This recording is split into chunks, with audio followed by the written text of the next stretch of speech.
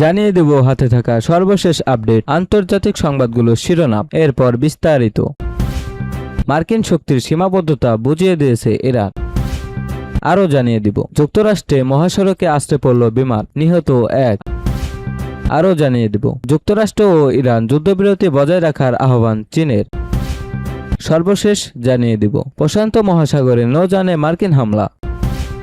মার্কিন শক্তির সীমাবদ্ধতা বুঝিয়ে দিয়েছে ইরান। যুক্তরাষ্ট্রের আগ্রাসন থেকে ইরান শুধু টিকে থাকেনি, বরং ওয়াশিংটনকে একটি কৌশলগত ব্যর্থতা উপহার দিয়েছে বলে জানিয়েছেন তেহরান ভিত্তিক সেন্টার ফর স্ট্র্যাটেজিক স্টাডিজের গবেষক আলী আকবর দারেইনি। আল জাজিরাকে তিনি বলেন, survival is the biggest achievement, বেঁচে থাকাই সবচেয়ে বড় অর্জন। কিন্তু এই অর্জন কেবল দুই পারমাণবিক শক্তিধর দেশের আক্রমণাত্মক যুদ্ধ থেকে টিকে থাকার মধ্যেই সীমাবদ্ধ নয়। বিশ্বের সবচেয়ে বড় সামরিক ও অর্থনৈতিক শক্তির বিরুদ্ধে ইরানের অর্জন এর চেয়েও বেশি। দারাইনি বলেছেন, ইরান মার্কিন শক্তির সীমাবদ্ধতা উন্মোচন করেছে। যুক্তরাষ্ট্র তাদের নিজেদের সামরিক স্থাপনাগুলো সুরক্ষা দিতে পারেনি। তাদের আরব মিত্রদের কথা তো দূরের কথা, সবাই বুঝে গেছে আমেরিকান সামরিক ঘাঁটিগুলো আরবদের রক্ষা করার জন্য নয়, বরং ইসরায়েলকে রক্ষা করার জন্য আছে। দারাইনি আরো বলেন, ইরান এমন এক পর্যায়ে জাতীয় ঐক্য প্রদর্শন করেছে যা কৌশলগত দিক থেকেও গুরুত্বপূর্ণ প্রভাব ফেলছে। তার মতে, এই যুদ্ধ দেখিয়েছে কিভাবে ইরানি জাতীয় পতাকার চারপাশে ঐক্যবদ্ধ হয়েছে। ইরান জাতীয় সংহিত প্রদর্শন করেছে এবং তার কৌশলগত সংস্কৃতির মূল বিষয় বিদেশি চাপ ও আগ্রাসনের কাছে নীতি স্বীকার না করা প্রমাণ করেছে। ওয়াশিংটনের সঙ্গে হওয়া এই সমঝোতার স্বাক্ষর নিজেই যুক্তরাষ্ট্রের ব্যর্থতার প্রমাণ বলে তিনি দাবি করেন। দারেইনি বলেছেন, তারা ভেবেছিল 72 ঘন্টার মধ্যে ইরানকে শেষ করে দেবে, তারা ব্যর্থ হয়েছে। এটি যুক্তরাষ্ট্রের জন্য একটি কৌশলগত ব্যর্থতা এবং ইরানের জন্য একটি কৌশলগত বিজয়।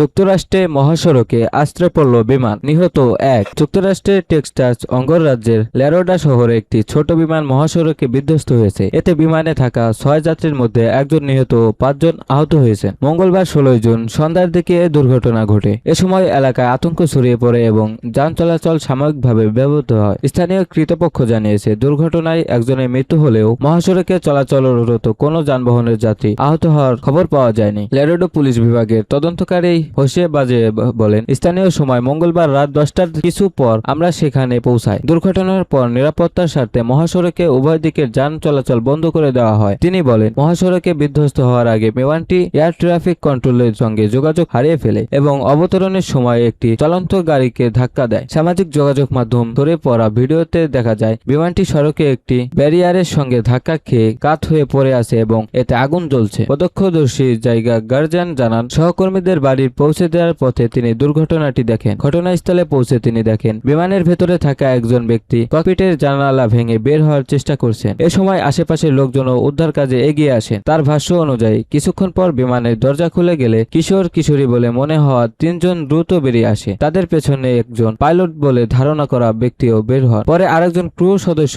অচেতন অবস্থায় থাকা একজনকে বিমান থেকে বের করার চেষ্টা করেন। ঘটনার ভয়াবহতা তুলে ধরে গারজা বলেন, দৃশ্যটা যেন সিনেমার মতো ছিল। আগুন দেখে আমি সবচেয়ে বেশি উদ্বিগ্ন ছিলাম, কারণ বিমানটি যে কোনো সময় বিস্ফোরণ হতে পারত। দুর্ঘটনার কারণ জানতে তদন্ত শুরু করেছে সংশ্লিষ্ট কর্তৃপক্ষ। বিমানটি কেন মহাসড়কে বিধ্বস্ত হলো সে বিষয়ে এখনো বিস্তারিত তথ্য প্রকাশ করা হয়নি।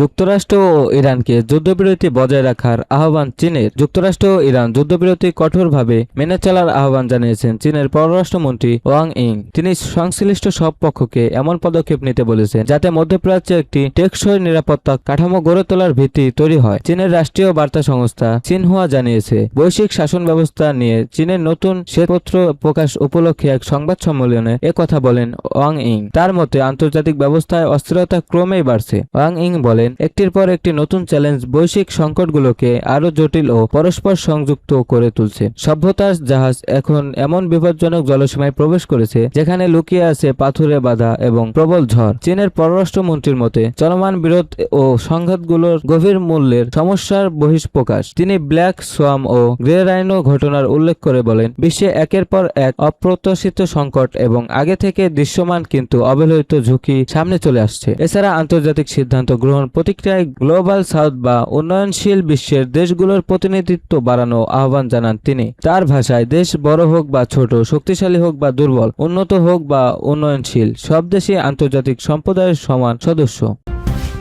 প্রশান্ত মহাসাগরে নৌযানে মার্কিন হামলা। লাতিন আমেরিকার মাদক পাচারকারীদের বিরুদ্ধে ট্রাম্প প্রশাসনের মাসব্যাপী চলমান অভিযান অংশ হিসেবে মঙ্গলবার 16 জুন পূর্ব প্রশান্ত মহাসাগরে মাদক চালানের অভিযোগে অভিযুক্ত একটি নৌজাহানের হামলা চালিয়েছে মার্কিন সামরিক বাহিনী। এই হামলায় একজন নিহত হলেও এবং বাকি দুজন বেঁচে গেছেন। গত সেপ্টেম্বর মাসের শুরুতে ট্রাম্প প্রশাসন যাকে টেররিস্টের মাদক সন্ত্রাসী হিসেবে আখ্যায়িত করেছে তাদের লক্ষ্য করে এই অভিযান শুরু করার পর থেকে মার্কিন সামরিক বাহিনীর বোট স্ট্রাইকে নৌযানে হামলা নিহতের সংখ্যা এ নিয়ে কমপক্ষে 208 জনের দাঁড়ালো। পূর্ব প্রশান্ত মহাসাগর এবং ক্যারিবিয়ান সাগরে সামরিক বাহিনীর অধিকাংশ বিবৃতির মধ্যে ইউএসএ সাউদার্ন কমান্ড জানিয়েছে যে তারা পরিচিত চোরাচালান রুট ধরে সন্দেহভাজন মাদক পরিচালককারীদের লক্ষ্য করে এই হামলা চালিয়েছে। তবে নৌযানটি আসলে মাদক পরিবহন করা হচ্ছিল কিনা সে বিষয়ে সামরিক বাহিনী পক্ষ থেকে কোনো প্রমাণ দেওয়া হয়নি। সামাজিক যোগাযোগ মাধ্যম এক্সের সাবেক টুইটার পোস্ট করা একটি ভিডিওতে দেখা গেছে একটি নৌযান পানিতে চলার সময় হামলার শিকার হয় এবং মুহূর্তে একটি